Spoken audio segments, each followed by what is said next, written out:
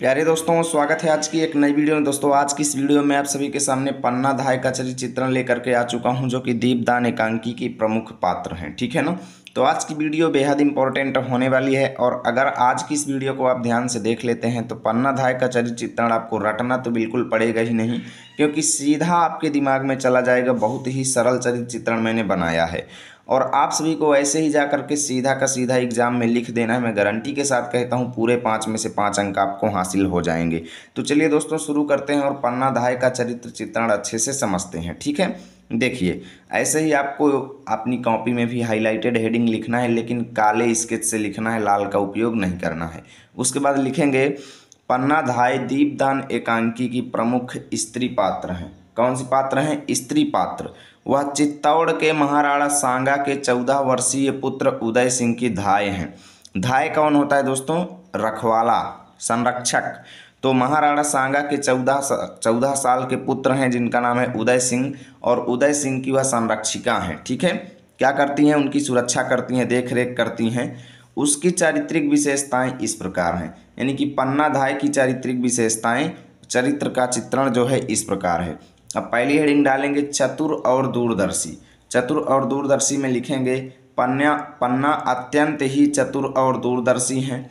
वह बनवीर के षड्यंत्र को भांप लेती हैं और उदय सिंह को पहले ही सुरक्षित स्थान पर पहुंचा देती हैं, क्योंकि बनवीर जो है वो उदय सिंह को मारना चाहता था, और इसीलिए उसने दीपदान नामक महोत्सव भी रखा था। परंतु पन्ना धाय उसके सारे षड्यंत्र को समझ जाती हैं और उदय सिंह को पहले ही सुरक्षित स्थान पर रख देती हैं। ठीक है, ये आपका पहली हेडिंग हो गया, चतुर और दूरदर्शी। उसके बाद दूसरी हेडिंग डालेंगे निर्भीक, और इसमें लिखेंगे पन्ना स्त्री होते हुए भी अत्यंत निर्भीक है। निर्भीक माने निडर, निर्भीक माने निडर। स्त्री होते हुए भी अत्यंत निडर हैं।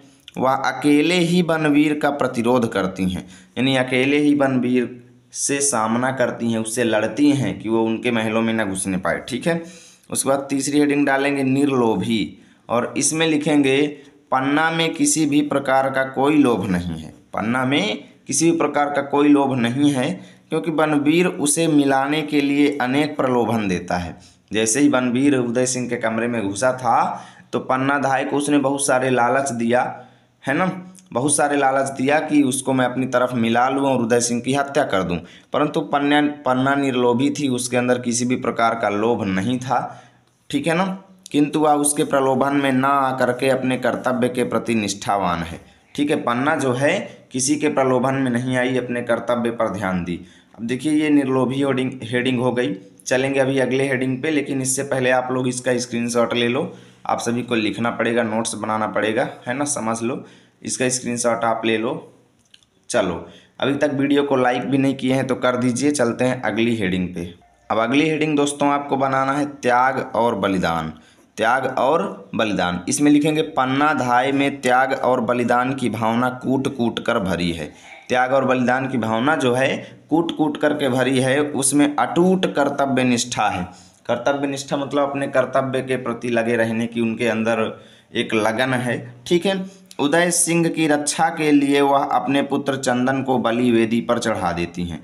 आप लोग दीपदान एकांकी का सारांश पढ़े होंगे तो जानते होंगे कि पन्ना धाय ने क्या किया था। उदय सिंह को दूसरी जगह पे रख के और बेड पर अपने बिस्तर को अपने बच्चे को सुला दिया था, जिससे बनवीर आया था और सोचा कि वो उदय सिंह ही बिस्तर पर सो रहा है, और उसने पन्ना के पुत्र चंदन को मार दिया था, है ना। ऐसे उदय सिंह की रक्षा हो गई, लेकिन पन्ना ने अपना पुत्र खो दिया। तो इससे पन्ना के त्यागी और बलिदानी होने का पता चलता है।